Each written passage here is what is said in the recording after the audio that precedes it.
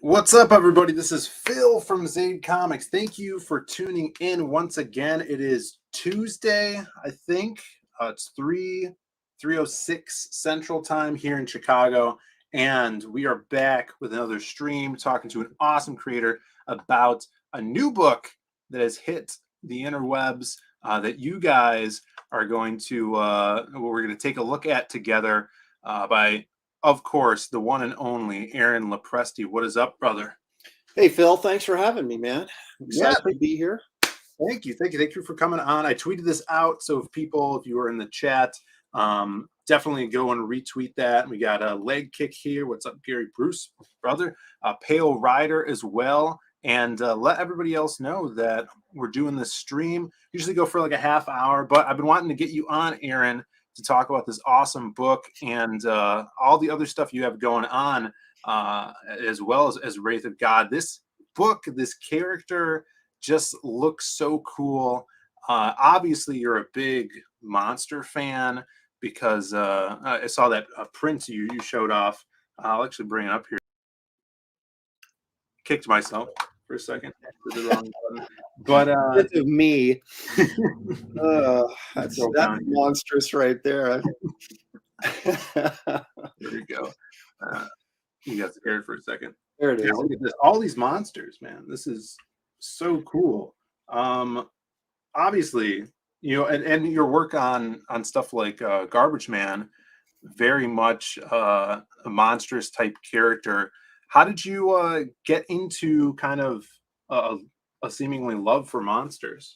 That's a really good question. And my mom is still asking me that to this day. Because I was brought up in a Christian household, and so this type of thing you would not think would be on the forefront of my mind. But I think a lot of it, I think being an artist or having leanings towards artistic things, sort of. I told you, I don't know if you can hear that or not, guys. Banging on my roof, cleaning the moss off right now. No, I can't hear it. But okay, but to me, there was always sort of an appreciation for, for me growing up, it was, the black and white monster films like Frankenstein and the Wolfman and all that kind of stuff, the Universal monsters and for sure, because that's what was available to me, and I always sort of had an appreciation for the, really good makeup or the fantastic look of the creatures or the monsters. So it wasn't so much, there's people that are really into dark stuff, right, and really into horror and things like that, and I'm not a guy who's really into horror, but I do like monsters. And I think it's just that sort of that fantasy aspect of and it's also, if it's something that's well done and looks good, I won't buy, for example, I won't buy a statue of, let's just say you're a Batman fan, right? And there's a million Batman statues, and I'm not one of those guys that buys just because it's Batman, but if it's a really good sculpt, right, then I'll buy it, right? That kind of thing. And so I think it's the same way with monsters. I think if they have a really sort of cool, interesting, artistic look to them, then I'm attracted to that. And it's like, I think the Predator is really cool. I thought the orcs in Lord of the Rings were just sort of slipshod, ugly characters that didn't really have any sort of anything iconic I could grab onto. So they didn't interest me as much. So I mean, I like scary movies, but at the same time, I'm not really into horror. I'm into monsters. And I think it has to do with the appeal that they have sort of artistically. And I've always lent in that direction as an artist into fantasy art, Tolkien or C.S. Lewis, the Narnia, things like that, as well as monsters. So it's anything to me, dinosaurs, dragons, things like that are outside the realm of what we'd consider normal experience, has always interested me in because it's more creative, right? For sure. I mean, there's a real talent to drawing portraits and that type of stuff that I have a great appreciation for in landscapes, but I'd much rather use my imagination and come up with something really different and bizarre Yeah, no, I I think totally. I think Yeah. that's sort of what the attraction always has been for me. I think I'm the same way. I'm not huge into like slasher horror, more like a psychological twist factor to it. But I'm really getting into those universal monsters and appreciating the makeup and art form of that. Like I Yeah. recently just watched after seeing you guys on the professionals talk monsters. I watched for the first time the original Phantom of the Opera, Yeah. the 1925 Oh, that's silent a film. great film. Yeah.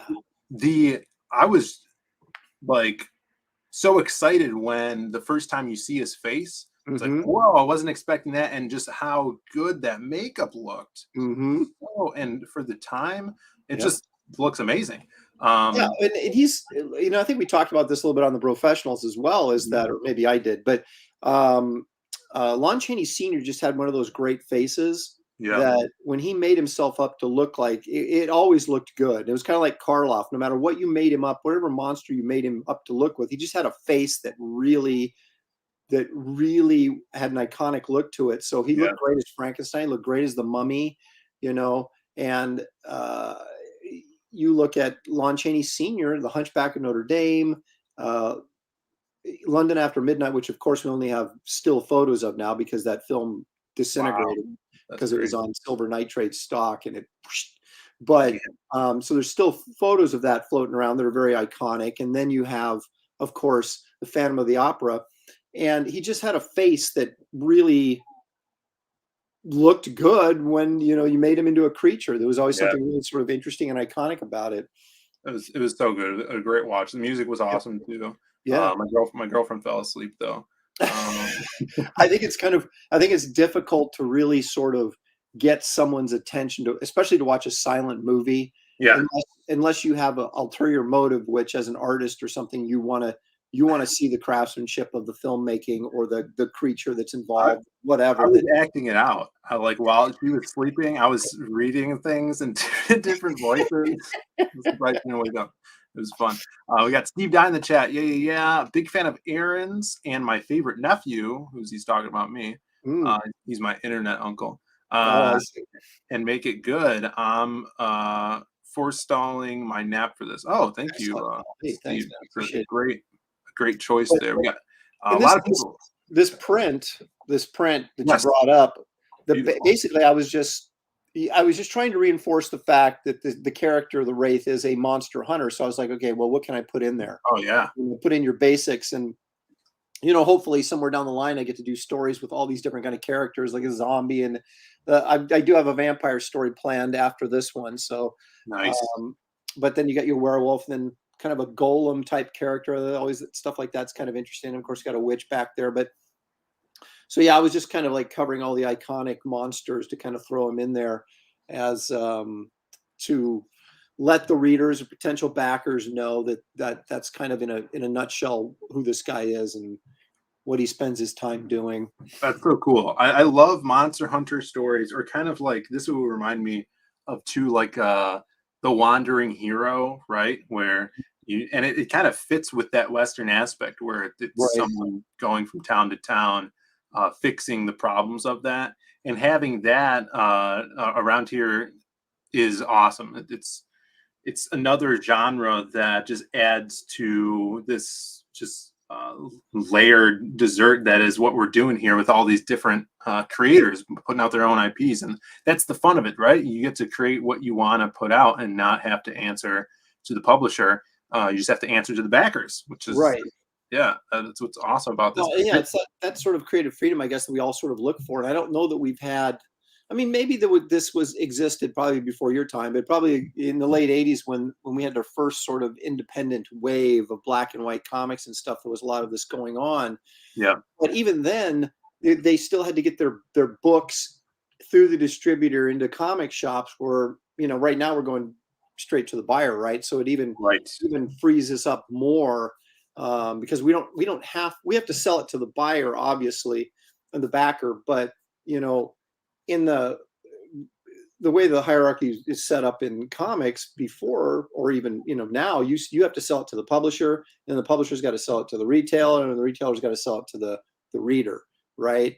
And so there's all these kind of layers that everybody's thinking, well, maybe I like it, but what if this person doesn't like it or this faction doesn't like it? And so there's a million reasons why you can talk yourself out of doing something when you have that many people to answer to along the line.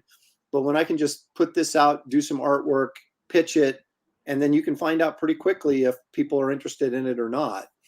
And then that sort of helps you make your decision.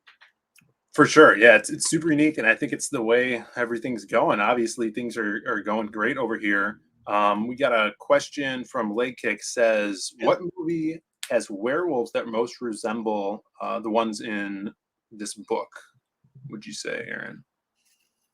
Well, movies, I don't know if I would go movie on this, because I think this is more comic book werewolfery, because these guys are, they're big and they got muscles, and it's not Werewolf by Night, because that was more of a sort of a Lon Chaney sort of approach to the werewolf, where these are more the wolf head, but man's body. So I don't know. I mean, even Wrightson, when he did his werewolves, he would do the wolf heads like I'm doing. Mm-hmm. The bodies would be more, wouldn't be as bulky, and he had more of the wolfy hind legs. And I'm playing that up a little bit in this, but not as much as Wrightson did. But I would say probably, as most of my monster stuff is influenced by Wrightson at some level, that I'm taking sort of a Wrightson approach to the werewolves, and then sort of kind of adding a little bit more what you'd call superhero element or supervillain element to them, rather than just straight up, horror werewolf. Because I think that I wanted to, with this book, I wanted it to be, I wasn't so much pushing the Western aspect of this, although that's kind of a fun little, that's your environment. And so Right, the setting, yeah. Environment, but it's really more of a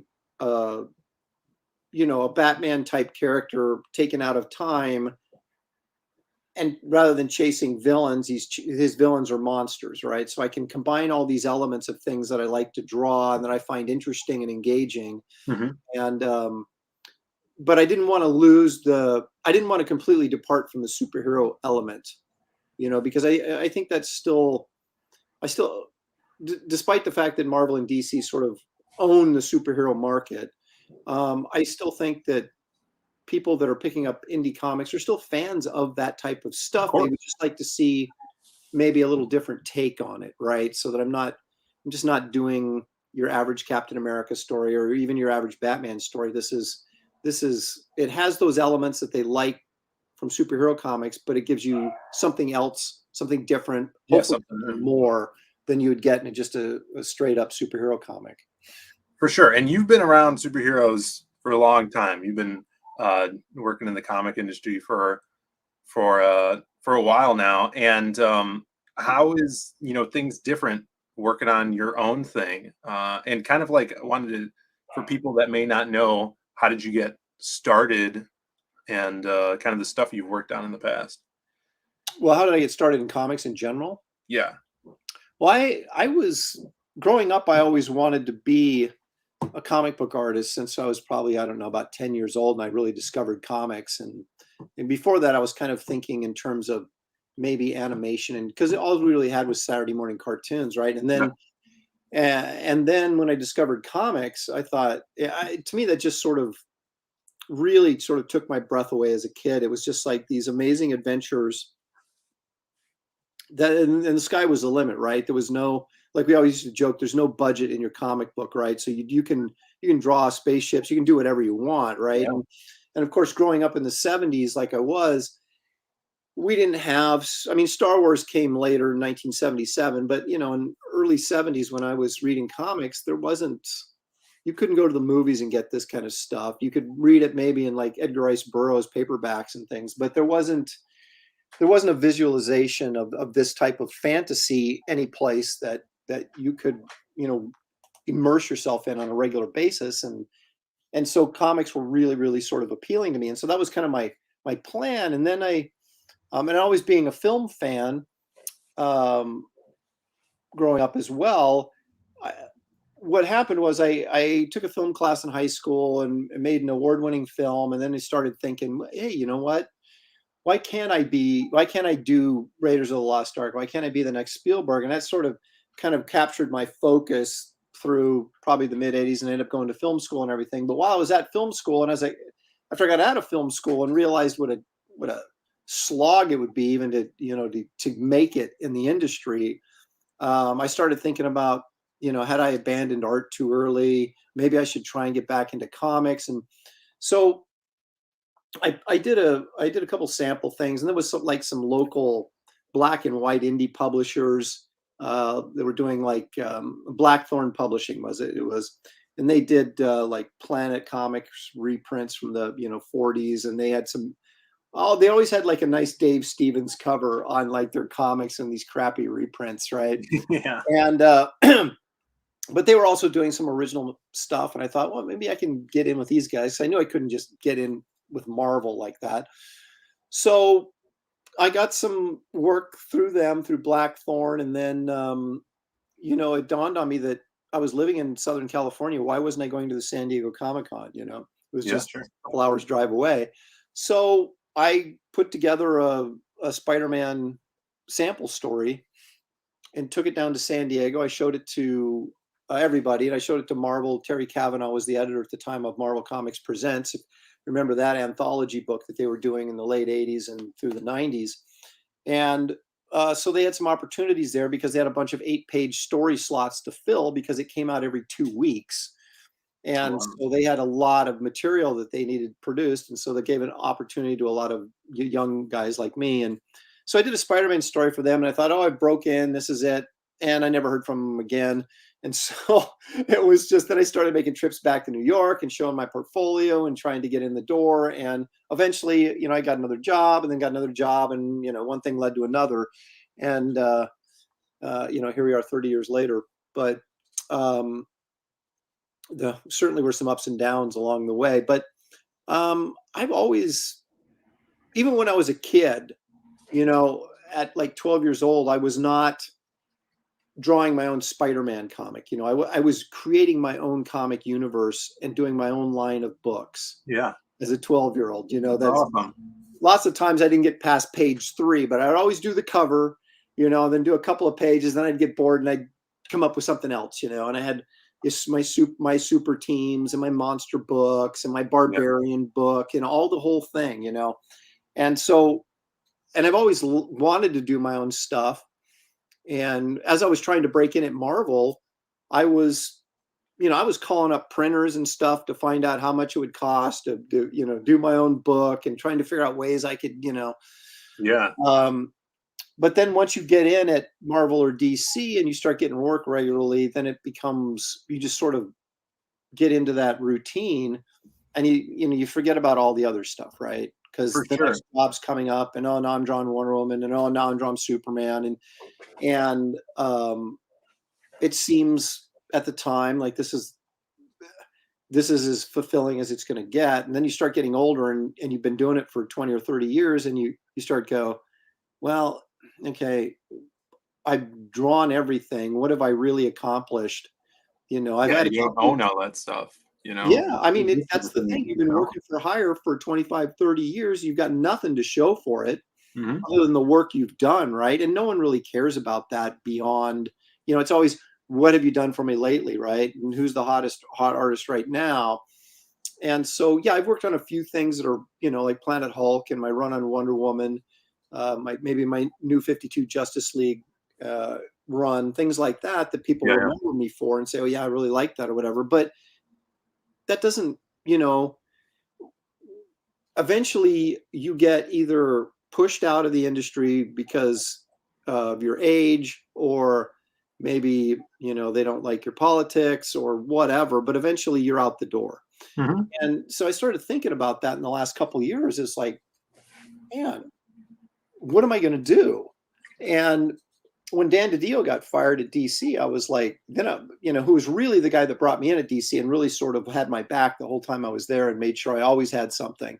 When he was gone, I was like, wow, I think I'm screwed. And that's when I really started thinking, I've got to start pursuing independent comics and get back to do my first love, which was pushing my own characters and my own line of characters and books and my own universe, if you will. For sure. So luckily I was able to hang on at DC long enough after Dan DiDio left that I could start my own YouTube channel and start promoting, and then start conceptualizing this stuff and get the scripts finished and kind of had a direction of where I wanted to go and what I wanted to do. And then it's, then it's just, you hope you put together a campaign that's interesting enough that you're going to get backers. But well, it obviously happened, man. It's going great. I wanted to hit on this. This is one of my favorite panels here. This top one. Mm-hmm. So much action. Are you a wrestling fan? Because in professional wrestling, this is what they call a running bulldog. Yeah, from the turnbuckles. I used to watch wrestling a ton when I was a kid, and then in the early '80s when Hulk Hogan was big, and the Iron Sheik, and Sergeant Slaughter, and Nikolai Volkov, and all those guys. But I kind of got out of it sort of in the mid to late '80s. I sort of moved on to other things. I don't really pay attention to it now, but yeah, that was kind of what I was thinking was guy off the the turnbuckles come down and bulldog you right into the canvas. Yeah, that's so cool. We got let's see, some more people in the chat here. RH Snow says, excited to hear about this project. Nighthawk sent me from the Discord. So awesome. Thanks, Nighthawk, for spreading the word here. Yeah, so let's talk about Wraith of God. Kind of what's the story about? Who is the Wraith?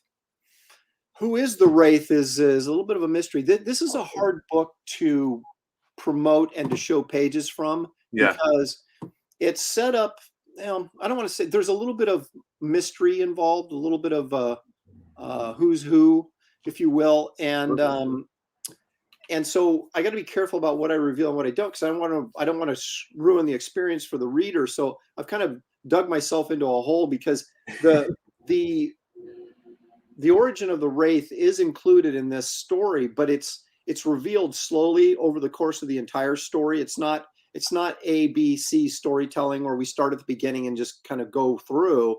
Mm-hmm. We start in the middle and sort of, kind of work our way back and forth. And there's, but the elevator pitch basically is the Wraith of God is sort of a Batman type character of the Old West.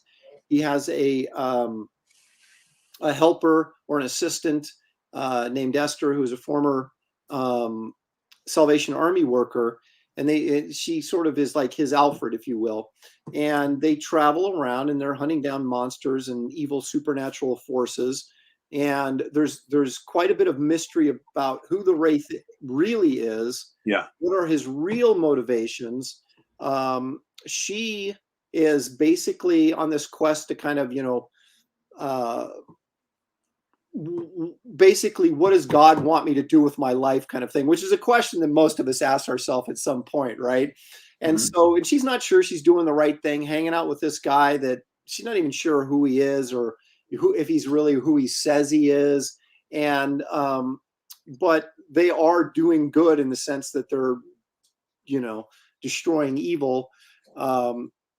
And so there's some tension between the two main characters, and so you have that storyline going on sort of as a secondary story that carries throughout the graphic novel, and then you have the primary story, which is basically they're hunting down this pack of werewolves, or I guess pack of wolves, right? Yeah, so a pack of werewolves that are headed towards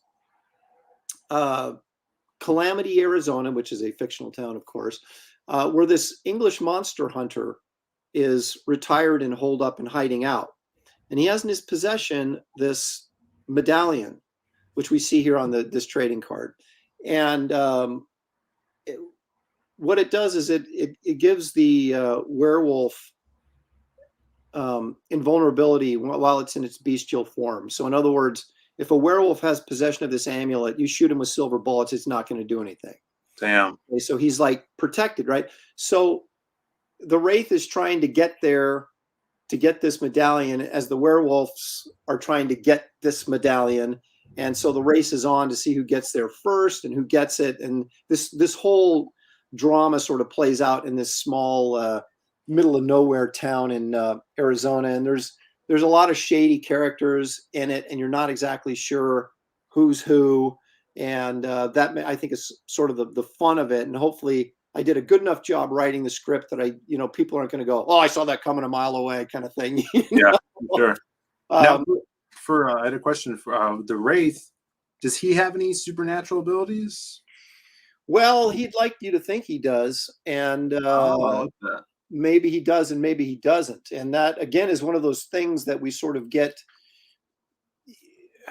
Again, you get a slow reveal about, and you're not going to walk away from the graphic novel going, I don't understand what's going on here. Everything's Yeah. going to be revealed, but it gets revealed incrementally. And so he's presented it like in these first few pages that we looked at.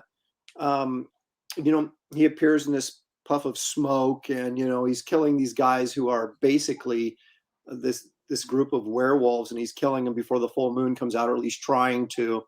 And it's really a kind of a prologue to the bigger story, but you sort of get this sense that, well, this guy's pretty badass, and he presents himself as sort of, I'm on a mission from God, I'm an angel of God doing God's work, destroying evil and all this kind of stuff. But Esther's not his companion there, is not really quite sure if that's what's going on here, and you as the reader are not quite sure if and we find out as we go along who he really is and what he's really all about. But to answer that question now would be to give away too much. For sure. No, he reminds me of like a kind of classic pulp hero, where along the lines as someone like one of my favorite characters, the Shadow, who's a very mysterious character.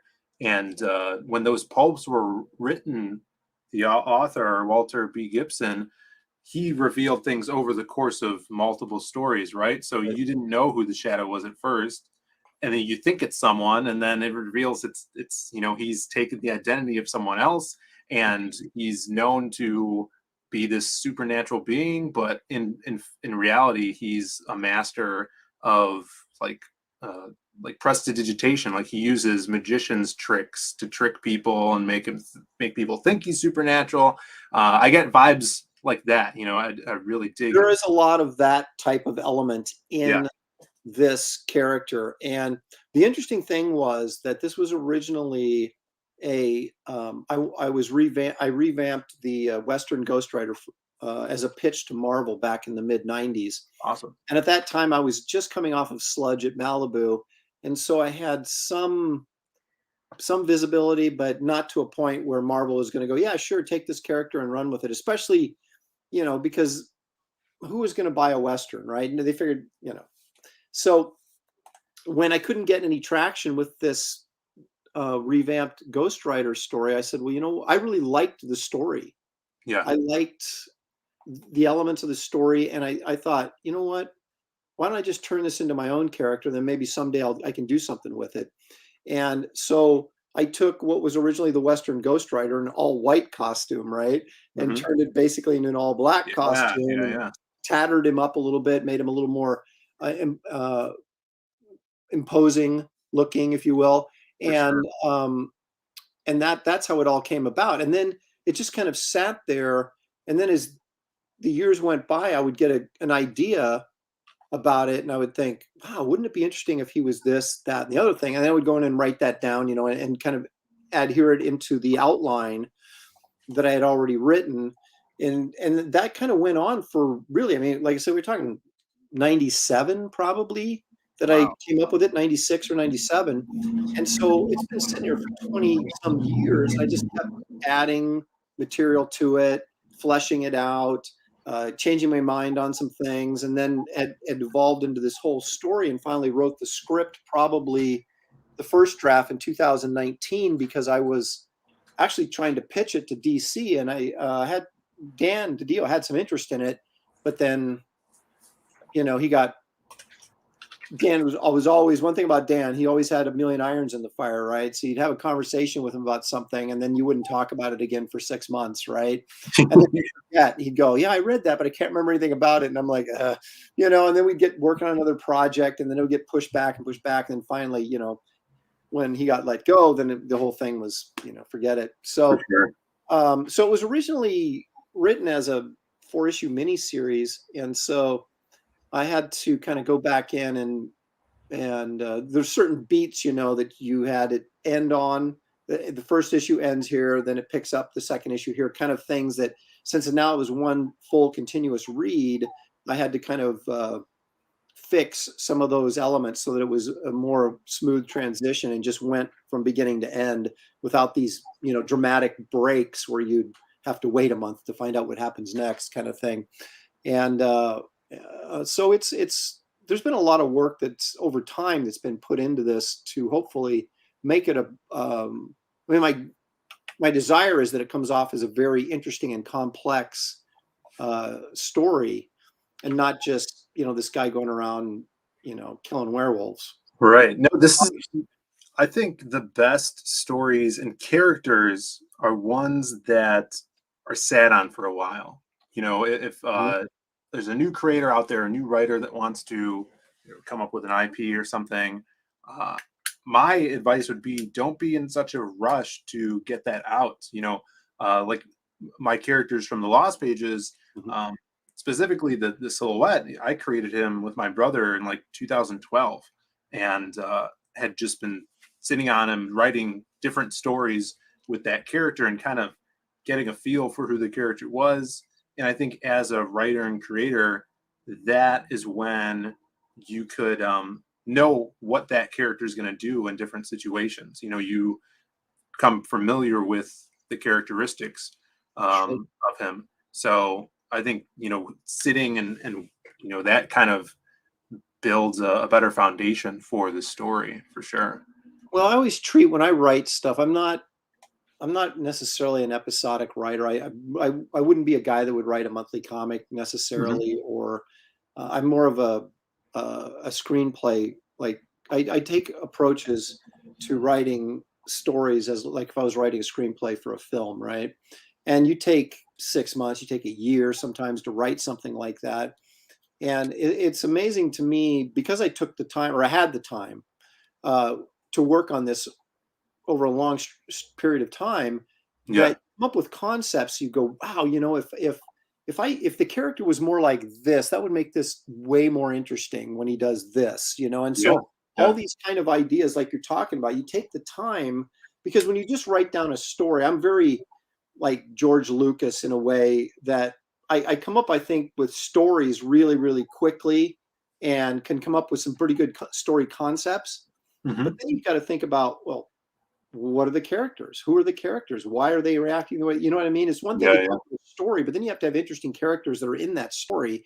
And I think that's where the time and stepping back and thinking about it and going back and, and rewriting it, that's where your characters become more and more interesting and complex, which then adds a whole nother layer to just the action of the original story, the concept that you came up with. For sure. Oh, we got Crazy Mad in the chat. This is my most anticipated CG book at this point.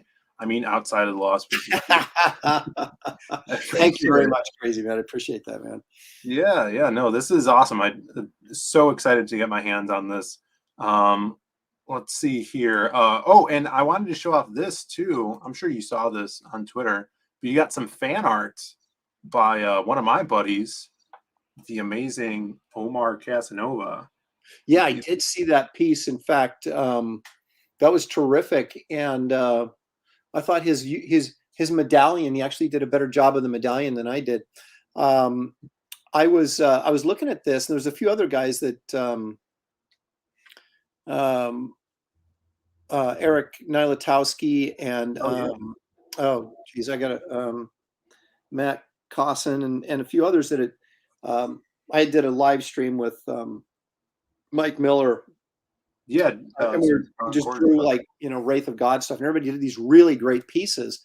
And I was like, God, I got to figure out a way to use these somehow I was thinking about maybe putting them in a gallery in the back of the book, but the book is almost already 80 pages.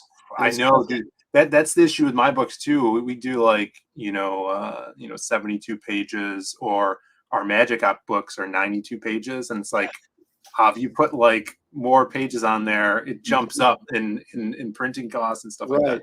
So I'm trying to figure out a way to make use of this stuff, and I will eventually come up with some sort of concept. I haven't quite maybe just even if it's like an extra trading card set, so I can use these guys' art as trading cards or something, would be really, really cool, because there's a lot of nice pieces out there floating around that guys have done in what you'd call fan art or whatever. But it's also so gratifying to see someone take your character, and be find it interesting enough that they want to do a representation of it. Put the time in there to draw your character. I love fan art. That's why we always do fan art contests. It's just so cool to see a different art style on there. And Omar is awesome. We're working with him. We've been wanting to work with him for a while. He actually did a trading card for us for the first, I don't think I have it here, for the first Lost Pages book. But yeah, he's incredible and just such a good guy, and want to see more of him. So we're going to try to put him to work on some more Lost Pages stuff. I'm gonna figure out something, even if it's to put together maybe a print portfolio or something, because this type of stuff you can print these up digitally, and it's a much because you're doing smaller print runs, it's a much cheaper way to go than to try and do something offset where you have to do a lot, and then you got the pressure to sell 500 or 1,000 sets of these things, where if you do it digitally you can sell 50 and you'll be fine, right? So I'm tooling through some ideas in my mind on how I can use these guys' pictures that they did, because like I said, there's several that are just really, really nice. Pedro says, I see more than just ankles there. Yeah. So those, all the women were bashful about showing their ankles back in the day. That's right. It's so funny because the character in my book, Esther in the book, is very conservative, right? Yeah. And whenever people do representation of these, they always draw her as the sexy Western shit, which just kind of cracks me up. Oh, that's hilarious. Guys, if you're just tuning in, we actually got some more viewers now. Please hit that like and subscribe to the channel. Trying to make it to 1,000 subs soon. Hopefully by the end of the year. We're at like 8 something right now, which is awesome. And definitely go over and check out Wraith of God. The link is in the description below. I know some of the guys, the mods in the chat, were dropping the links. Check this out. This is one of my favorite upcoming books. Just the character design is awesome. I have a thing for heroes that are just draped in blackness. It's super cool. And there's a lot of good stretch goals attached to this. Let's talk about it. I did like there's a sticker set. There's like six character sticker set of like Lopresti verse characters. There's the trading card. The Esther trading card is a stretch goal. The WRAITH trading card is only available to the people that signed up early, but there will be some extra ones that I will put for sale. If you're like a card completist, you can get that one. There's going to be a print. There's the print that's available through the campaign, but there's also a stretch goal print that sort of previews the next WRAITH adventure. We're almost to a point where the Ace of Spades. Yeah, the Ace of Spades playing card. That's awesome. That I was going to do that at 120. I might cave in and do it earlier because it's really cool, and I know there's a lot of people that want it, and I'm actually one of them. So. Yeah, dude. No, I love that stuff. We're actually doing that with our character too. Kenneth Rocafort did a really cool sketch of our silhouette character, and we're doing the Ace of Spades for him too. Oh, sweet. Perfect. So yeah, so there's a lot of like little extra goodies, I think, that are kind of cool incentive things. And if you want to get involved in something bigger than just this one character, this is the start of what I've just, for lack of a better term, been calling my Lopresti verse. Yeah. And I have my Garbage Man trade paperback. I just heard from Dark Horse. That's finally made it through the shipping docks and is available through. It'll be available through this. Well, let me rephrase that. It was available through this campaign as a signed edition, and I think I'm getting some more copies. Um, and if I do, then I'll put them up again on the campaign. Oh, good. Awesome. There won't be a lot because I think I only get one more box, which is only 44 copies, and I have to hold some of them back in case some get damaged or whatever, need to be replaced. But so I'll probably have another at least 20 available in the next few weeks up on the campaign. And the Yeah, make a big deal about that, because I want to grab one of those. I was going to go and order it for my shop, but if you have some on there, then yeah, because there's an interesting thing. There's a what I've been telling people is that you don't have to read the Garbage Man trade paperback for the Wraith of God to make sense or anything. You know, they're not connected in that way, yeah, but there is new material in the Garbage Man trade paperback because I originally had Batman in it when it was a miniseries at DC. And so obviously I had to take Batman out if I was going to publish it myself. So I put in it introduces a new super team. So it's very unusual for a trade paperback, which is basically reprinted material, but it actually has 20 pages of new material in it that premiere in the trade paperback. yeah, that's cool. And this super team is, let me see how do I want to put this. The one of the stretch goals for Wraith of God was I was going to add a 3-page prologue that sort of tied in Wraith of God to the more current Lopresti verse, right? So I didn't want to have this Western character sort of out of time and not connected to the rest of what I was doing going forward.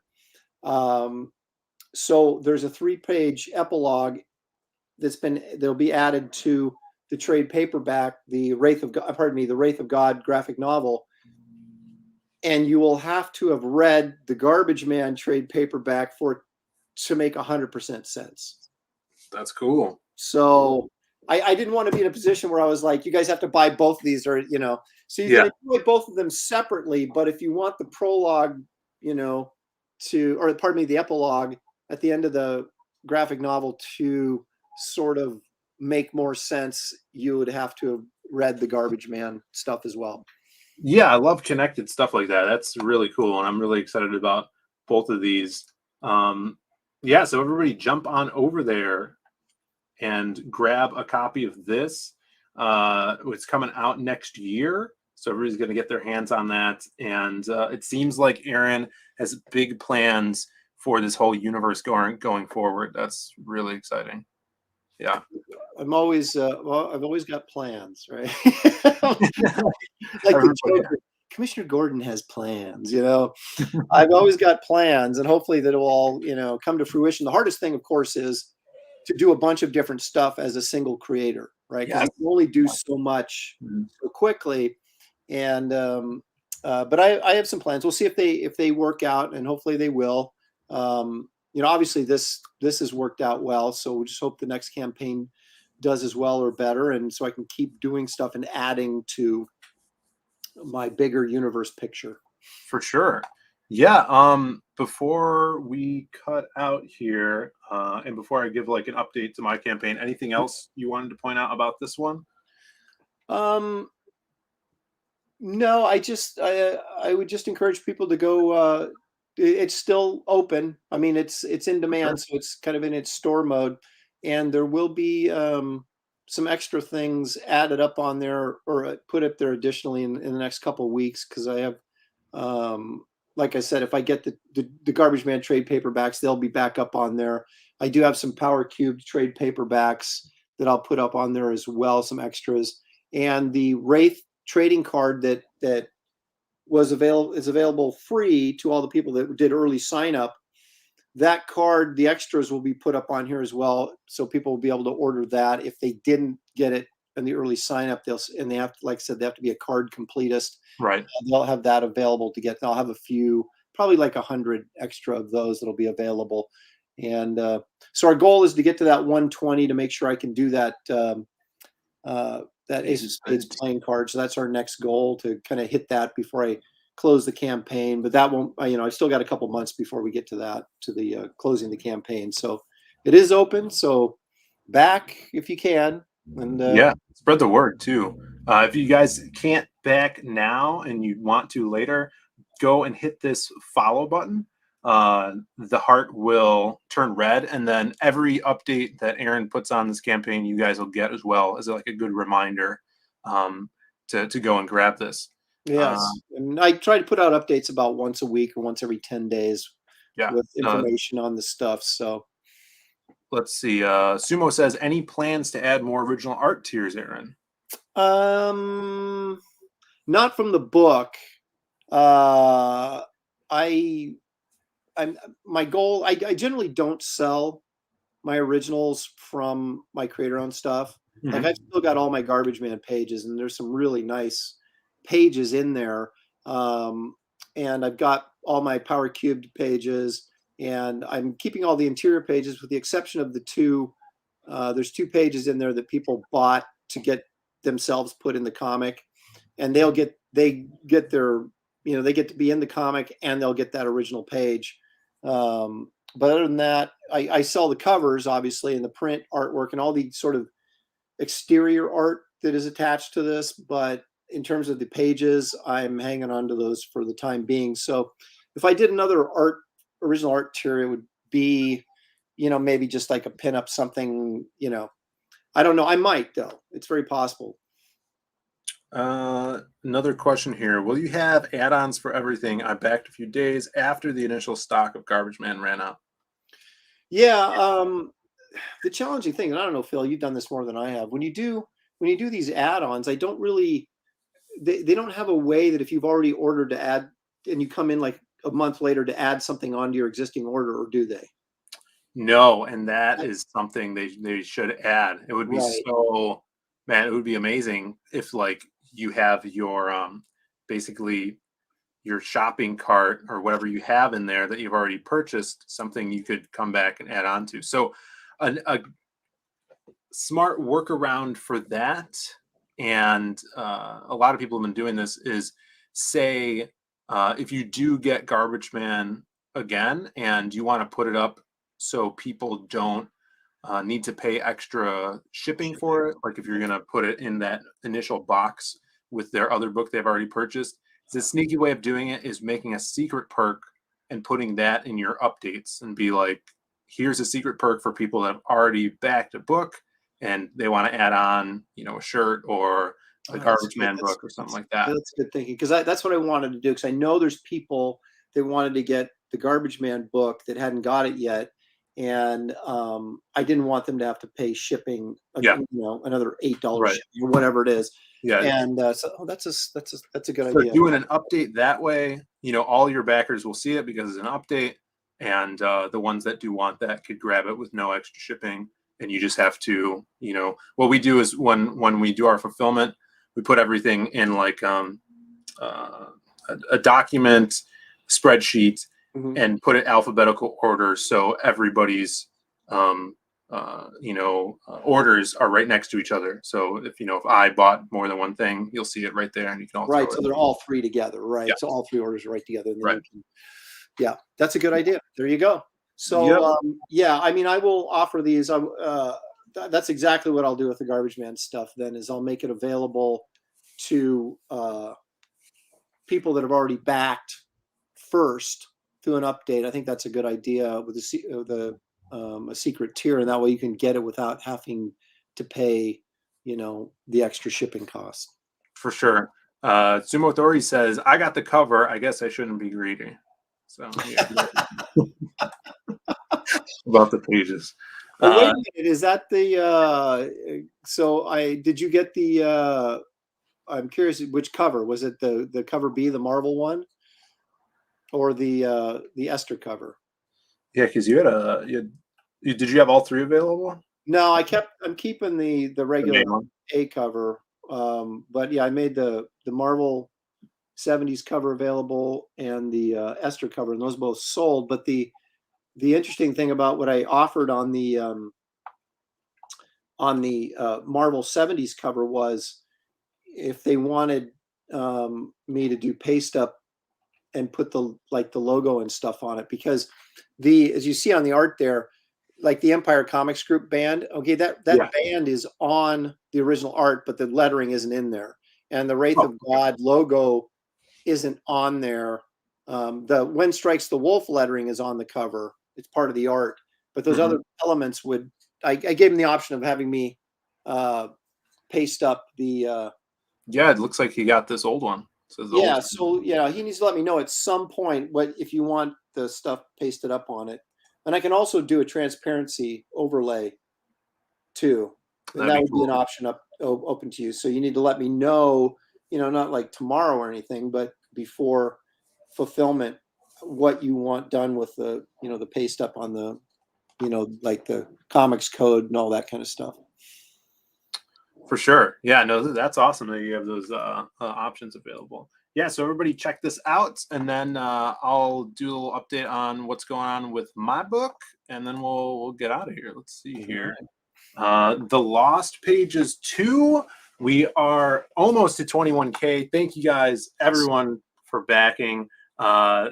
This like you, Aaron, this is my baby. The Silhouette, who similar to the Wraith, even though my guy's all supernatural. He's a shadow man. He's doesn't remember who he was once when he was alive, and kind of searching through his whole life of finding out who he once was, and it kind of haunts him. But he is tethered to bringing crime to justice. He's in Chicago, and he kind of like smells crime and just inherently goes and takes these bad guys out. But in this story, we established him in the first book, kind of laying the foundation for our universe. Similarly to you building out your Lopresti verse, like the Lost Pages is our superhero universe. Different characters from different genres, but all in one world. And as you can see, this is kind of our 90s bombastic character, Krim, who he's actually... Fraga would be proud. Who? Fraga, Dan Fraga. Yeah, for sure. He actually did the trading card for our first campaign for this character. So, yeah, I'm a huge Simon Bisley fan and fan of like the Mask and Lobo. So it's kind of he's our bombastic, wacky character who's the imaginary friend of this chick.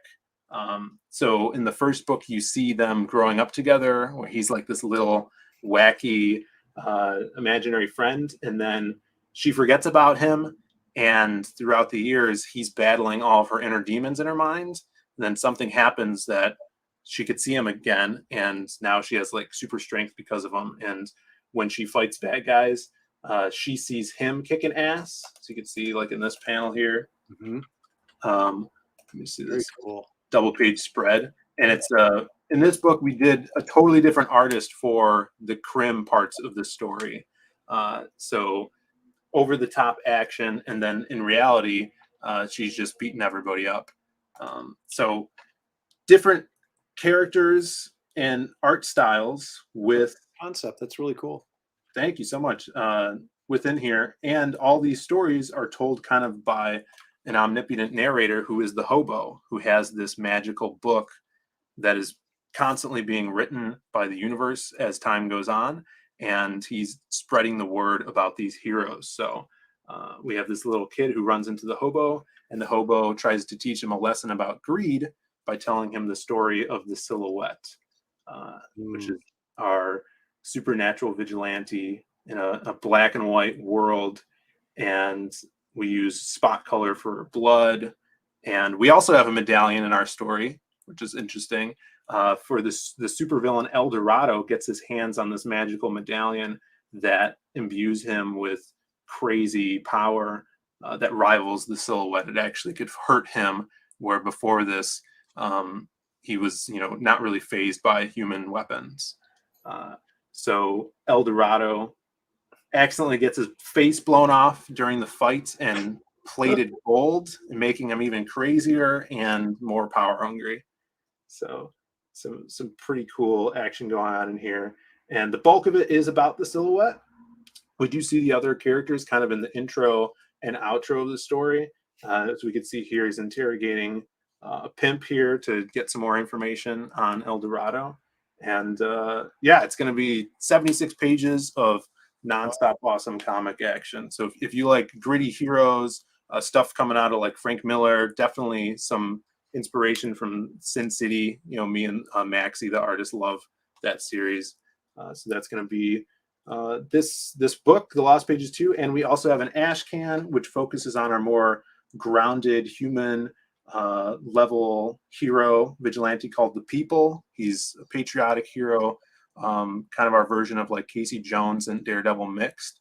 So this is going to be a 20-page traditional ash can, black and white, with red cover and lots of awesome art in here as well. Kind of a mystery tracking down a serial killer in the city. Very cool. So check that out. And for people who haven't read the first one, we're doing a reprint cover by Dan Dahl. So this is kind of like I'm super excited about this because this is the image that, if you're like, what is the Lost Pages? This image sums it up. You got the hobo with the book and all these crazy characters jumping out.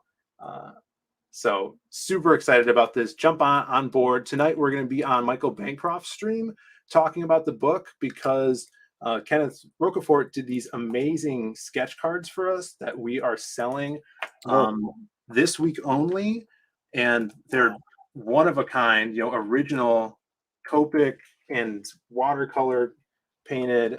Gee, Chris, those are nice. Yeah, he's insane. And so we sold 2 of them last night.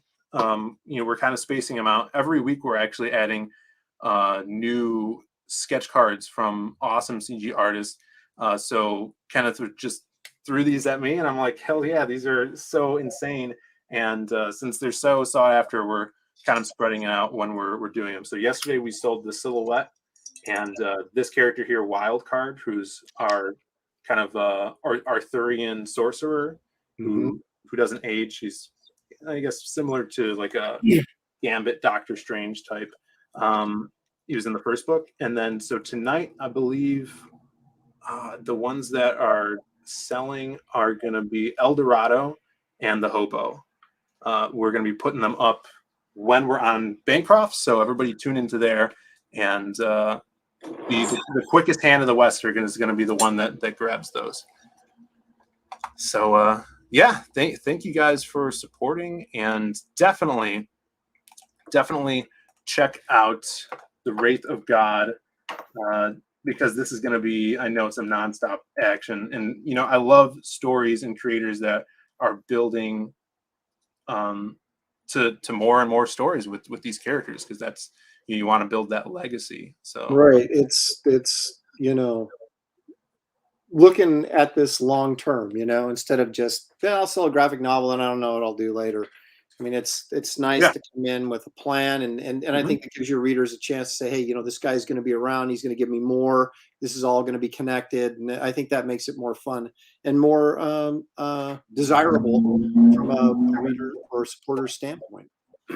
For sure. Yeah, there was a question here from the chat. Who did that People cover for the People? I actually have that cover, and I'll show it to you. Let me see where it is.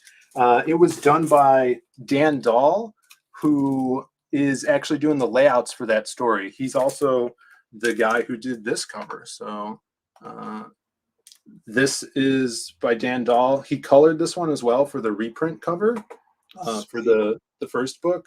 If you guys didn't grab the first book on the first campaign, our cover was by Simon Bisley. He did amazing. Did you do a cover? Seriously? Yeah, he sent me the original recently. Dude, wow. Like I said, I'm a huge Bisley fan. As you can see, I have a statue of Lobo here. Lobo's one of my favorite characters. But I don't want to take up too much of your time, Aaron, but check this out. If you guys love Bisley as much as I do, we still have some of the first printing books, so you could grab those on the campaign as well. But here's the Bisley cover. You got Prim on the cover. Read this on his knuckles. Silhouette there. All of our characters. Yeah, so that was insane. I got to get this framed. He's such a cool guy. Hope to work with him more in the future. But yeah, we need to get him to do that. Yeah, he It was awesome. It was a dream to work with him. Yeah, just he works with an art rep, so went through it that way. And then this is the reprint, and here is the pencils to the People cover. Nice. Which we sold the inks. Joe Ball did the inks on these, and I might take this to an auction, or I might put it up on the campaign for sale. But yeah, that's that. All right. Wraith of God came out right after I started collecting the 1967 Ghost Rider stuff. Had to back it. Oh, you know what? Those are. I'm a comic collector as well, and I've got that whole series. Yeah. It was cool. In fact, I had one of the Frazetta covers from the 50s, ones that he did for a while. I ended up trading that to get as part of getting a Golden Age Captain America comic, which I just had to get. But yeah, I'm a big fan, obviously, of the Ghost Rider and the Western Ghost Rider, and it was kind of cool to kind of be able to do something in that same vein. Oh, for sure, man. This is hitting on all cylinders, and even more so, like the monsters and everything. I just can't wait to see who the Wraith goes up against next in the next story too. After I read this one, it's going to be awesome.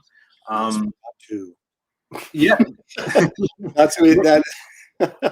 Not the Nosferatu, but a Nosferatu. Yeah, I saw on that pinup, man. That's awesome. So you have a YouTube channel as well. Where could people find you, Aaron? Before we get out of here. Well, you can find me on YouTube just by spelling my name correctly. Aaron Lopresti is what my YouTube channel is under, and I didn't get too fancy with it. And on Twitter and Facebook, I'm Aaron Lopresti. On Instagram, Aaron Lopresti. So it's if you can spell my name, you can find me. I have a website, aaronlopresti.com. So perfect. It's simple all the way around. It's hard enough to spell my name, but if you can spell it correctly, you can find me. Easy enough. Yeah, and everybody, Aaron is on the Professionals every Thursday night, and that's kind of like on a rotating yeah, schedule. I'm actually hosting this weekend on Thursday night. That's 5 p.m. Pacific, 8 p.m.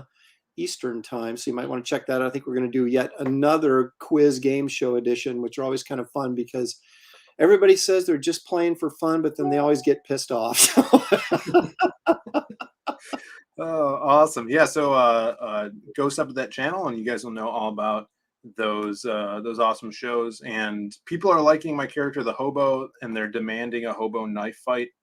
So maybe we'll put that in the book sometime. But thank you guys so much for tuning in today. Let's see. Tonight I'm going to be on, like I said, Michael Bancroft's stream, so watch out for that. So you can grab those sketch cards from Roquefort, and we will see you guys next time. Make sure you subbed to this channel, and have a great rest of the week, everybody. See you later.